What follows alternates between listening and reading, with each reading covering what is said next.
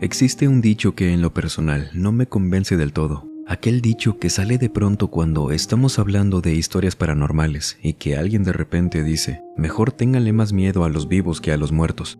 Esto no me convence porque para mí son miedos completamente diferentes. No es como que solo tengamos cierto porcentaje de miedo para repartir en varios aspectos y que por ello no estemos alerta de una cosa u otra. Fácilmente podemos temerle a ambos por igual. Eso es lo que yo pienso. ¿Y sabe por qué comento esto? Porque esta noche tenemos un par de relatos como videos extra de la semana que evidencia mucho el hecho de que ambos miedos pueden derivar de situaciones donde estos dos aspectos se mezclan perfectamente. ¿Serán entonces cosas separadas? ¿Derivarán la una de la otra?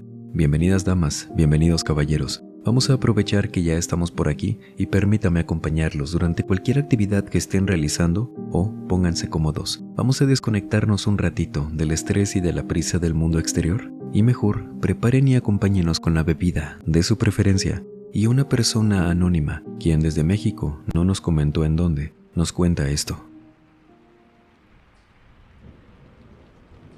Aunque ciertamente no estoy obligado a guardarme cierta información respecto a esta historia, lo voy a hacer más que nada por mera ética, y es que considero que la confidencialidad entre un cliente y un proveedor es de las cosas más especiales que tienes que valorar si eres empresario o te dedicas a hacer negocios.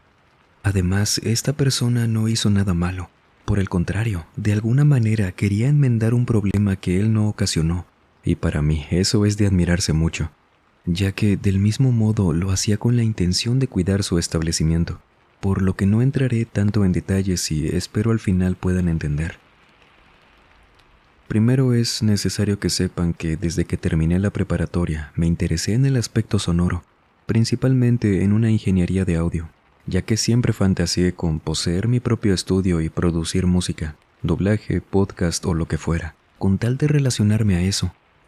Afortunadamente, 10 años después, puedo decir que lo he logrado. Es solo que la experiencia me ha enseñado cosas sumamente valiosas, cosas que pongo en práctica, por lo que a veces solía tomar trabajos que no tuvieran que ver tanto con mi estudio, pero que me permitían desarrollar habilidades y conocer gente nueva. Es por eso que cuando una amiga de mi novia me preguntó que si le podía pasar mi contacto a un primo suyo, quien necesitaba ayuda con la acústica de una habitación, acepté sin problema, pues prácticamente yo acondicioné el mío y después los de varios conocidos. Tras una llamada pactamos una cita en el lugar. Sí me sorprendió que fuera en un complejo de departamentos al norte de México, ya que obviamente montar un estudio o sala de ensayo ahí seguro sería molesto para los vecinos, pero conforme le fui haciendo preguntas sobre qué ideas tenía, supe que me estaba mintiendo. O al menos yo había malinterpretado la información, ya que este tipo no tenía ningún conocimiento sobre esto, lo cual es muy arriesgado si piensas invertir. La cuestión es que yo lo notaba más enfocado en aislar cualquier ruido posible. Esto porque yo le pregunté en varias ocasiones que cómo pensaba acomodar las cosas, ya que de eso dependería el tipo de acústica que instalaríamos. A lo que solo me dijo que por el momento únicamente quería que ningún sonido atravesara las paredes de ese departamento.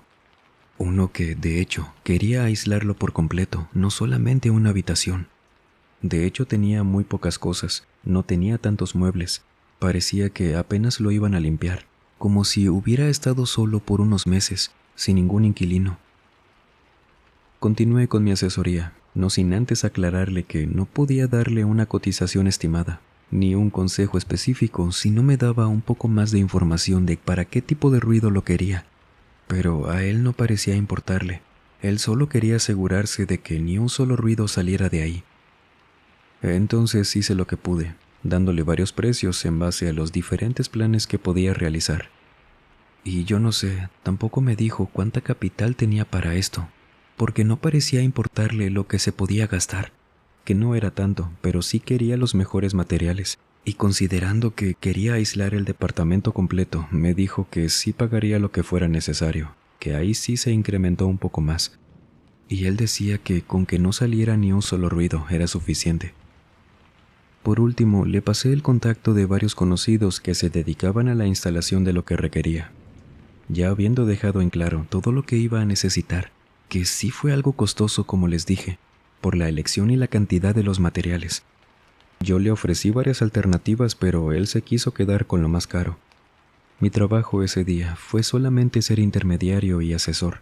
Pude involucrarme en el proyecto, aunque no me interesaba tanto. Ya era suficiente con la tarifa que me pagó.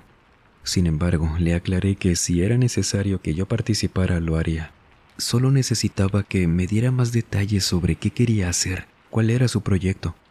Aunque solo parecía ser eso, el ruido y ya. Era raro que quisiera aislarlo tanto si solo sería para su día a día, que no me dijo eso, pero lo supuse. Semanas después supe que sí había contactado con mis conocidos y que incluso ya estaban trabajando juntos, pero no fue sino hasta 3 meses después, en una reunión de los amigos de mi novia, que me encontré a la prima de ese sujeto. Primero que nada, me agradeció mucho por mis servicios, pues me dijo que había quedado más que satisfecho. Yo, por mi parte, le dije que no tenía que agradecerlo, al contrario, y que a fin de cuentas para eso estábamos, para ayudarnos. Luego le hice la observación de lo peculiar que me parecía el poner un estudio en un lugar así, aunque rápidamente me retracté porque apenas hasta ese punto recordé que él nunca me dijo nada de que iba a poner algo así, solo quería la orientación con la acústica.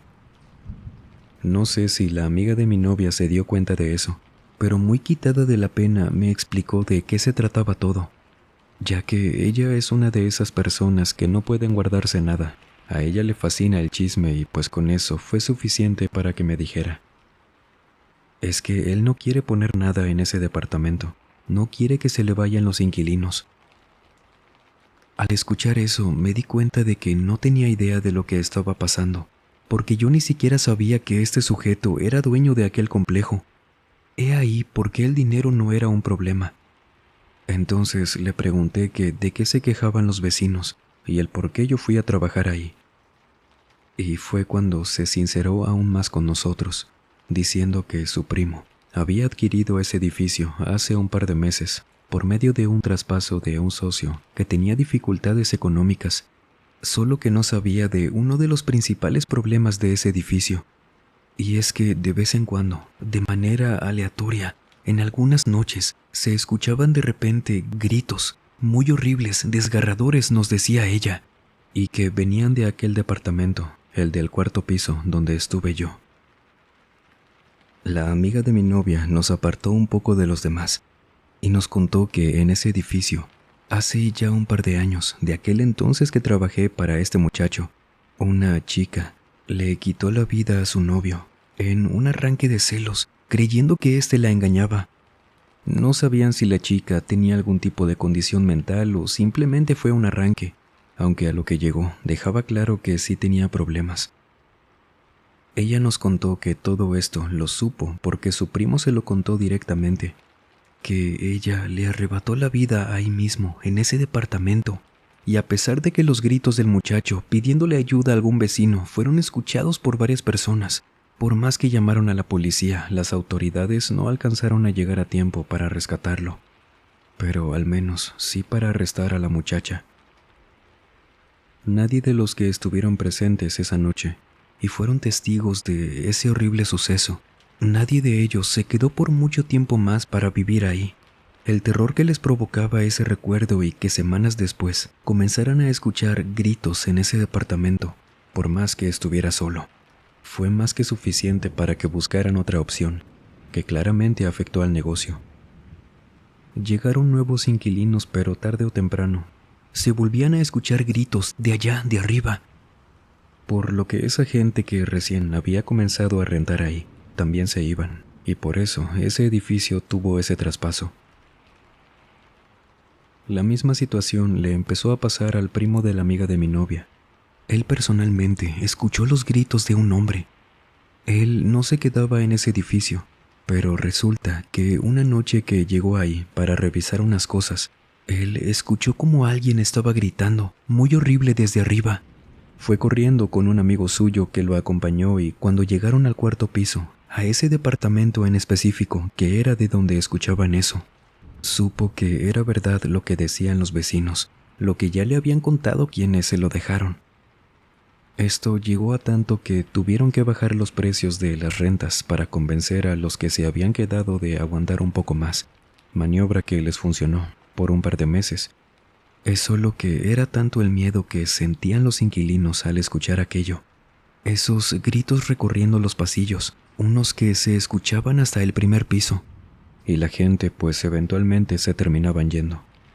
Y si se lo preguntan, claro que antes de pensar en aislar acústicamente el departamento, acudieron con mucha gente que hacían limpias, purificaciones, eran sacerdotes, brujos, lo que fuera, que según ya había quedado libre de eso, pero nunca pudieron realmente.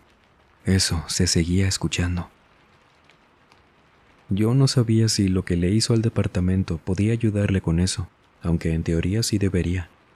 Su prima nos dijo que estaba contento con el trabajo, solo que desconozco cómo funciona todo esto en torno al ruido.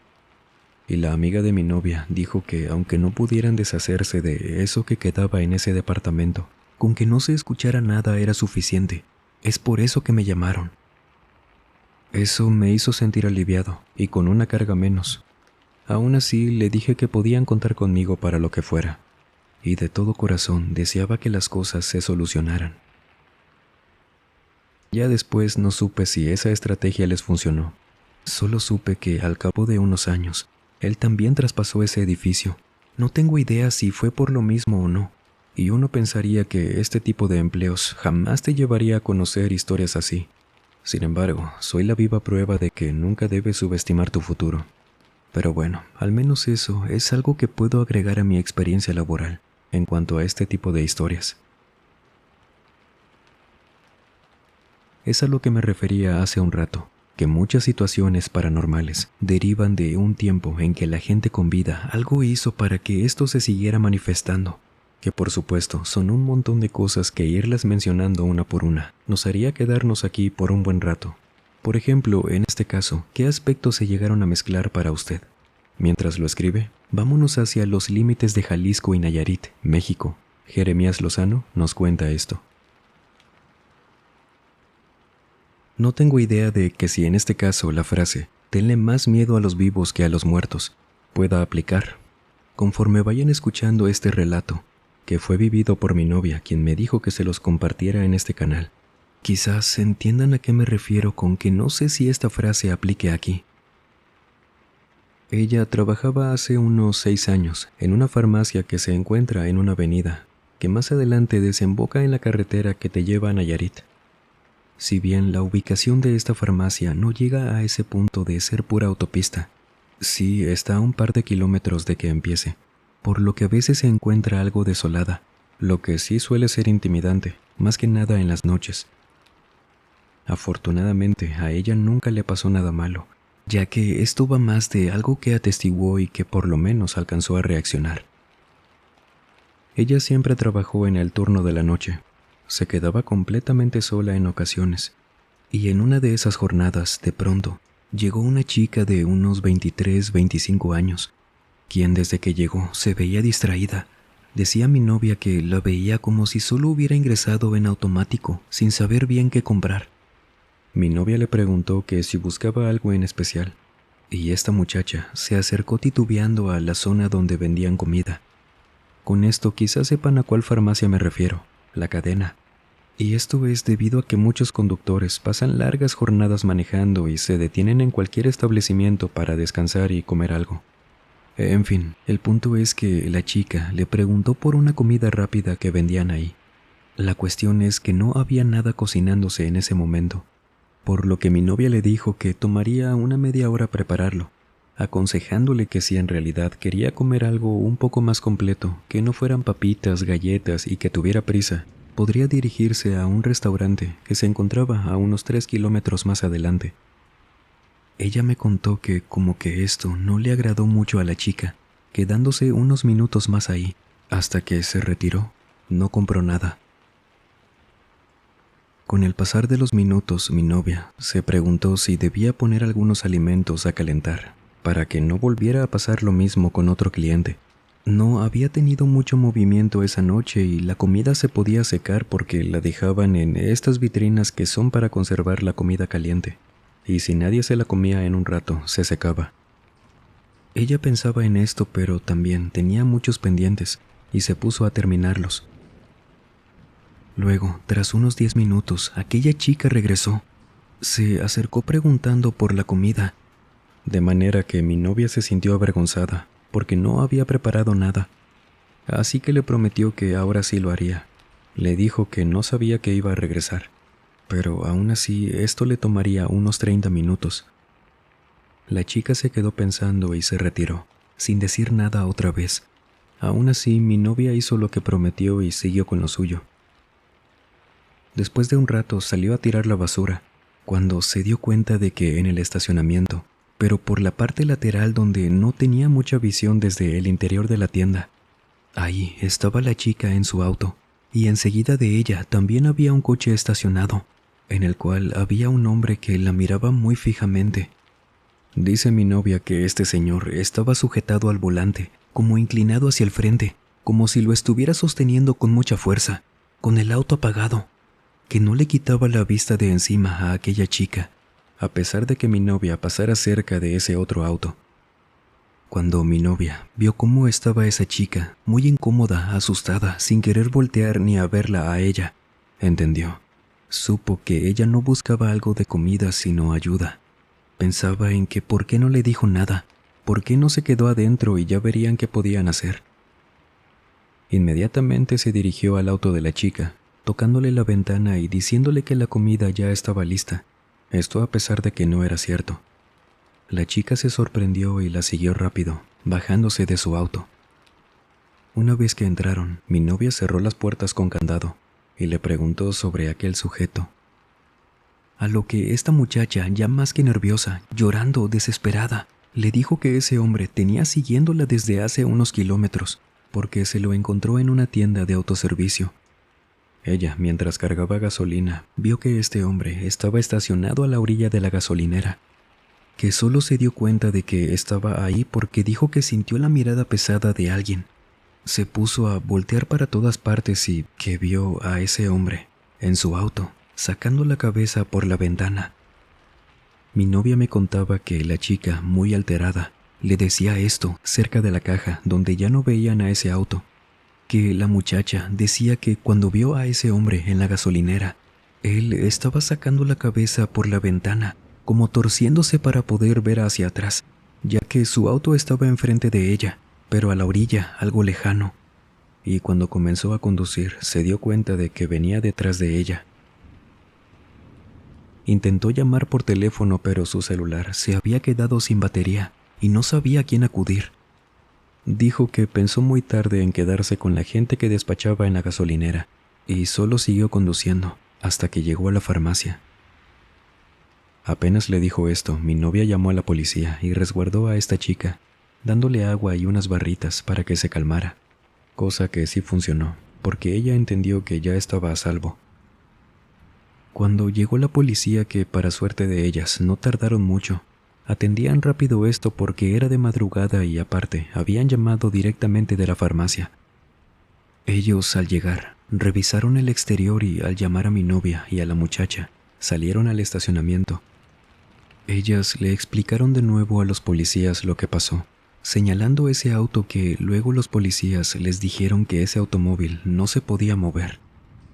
Ella se acercó para verlo y viéndolo mejor, ese coche se veía antiguo, y me refiero a que se veía muy descuidado, lleno de polvo, que tenía 2 llantas ponchadas, y parecía que se habían aguadado lo suficiente como cuando dejas un auto con los neumáticos bajos, y rápido se nota que tienen mucho tiempo así. Parecía que lo habían abandonado ahí hace años, y los policías le dijeron que sí les creían. No era por ser malos con ellas, pero ese auto no pudo haber sido el de aquel hombre, que quizás se había ido ya. Podrían buscarlo, pero necesitaban las características de su vehículo. Solo que tanto mi novia como esa chica decían que era ese. A la chica, ese auto la había seguido por kilómetros. Mi novia vio que ese hombre estuvo en ese auto. Cuando salió eran los 2 únicos vehículos ahí. Era de noche, claro que iba a notar si algún otro auto llegaba, porque no había nadie más que ellos en ese estacionamiento. Sin embargo, los policías, al escucharlas, volvieron a revisarlo intentando abrir las puertas y después pudieron abrir el cofre, que no les costó mucho. Pero el estado del motor estaba muy mal, viejo, ni siquiera tenía batería, le faltaban un montón de cosas. Y un policía le preguntó a mi novia si no había notado ese auto anteriormente. Les dijo que no, luego me lo juró a mí. Trabajaba todos los días ahí, ¿cómo no lo iba a notar? Y dedujeron que alguien había abandonado ahí ese auto, quizás esa noche. No sabían a qué llegar, decían que les creían, pero las condiciones de ese carro decían otra cosa. Lo bueno era que ese hombre ya no se veía por ahí. Se lo describieron y todo, pero no pudieron hacer mucho, más que quedarse un rato más afuera de esa farmacia, estacionados. La chica se fue agradeciéndole a mi novia, y ella se quedó con algo de miedo durante su turno y las jornadas siguientes, que a pesar de que no ocurrió nada malo, de que le pudieron cambiar el turno a la mañana, nunca entendió qué pasó realmente aquella noche, si ese hombre era alguien vivo o no. Y al día siguiente de eso, a ese auto se lo había llevado una grúa. Les voy a dejar en el primer comentario una lista de reproducción de puros videos que, como este, son extras de la semana, por si quiere aventarse un maratón de ellos, que muchos han pasado un poco desapercibidos por tratarse de entregas con un poco menos de duración, pero les aseguramos que, al igual que las demás historias de este canal, son joyas para escuchar. Y cómo no, si son ustedes quienes nos contaron esto, que para mí siempre será un placer conocer su historia.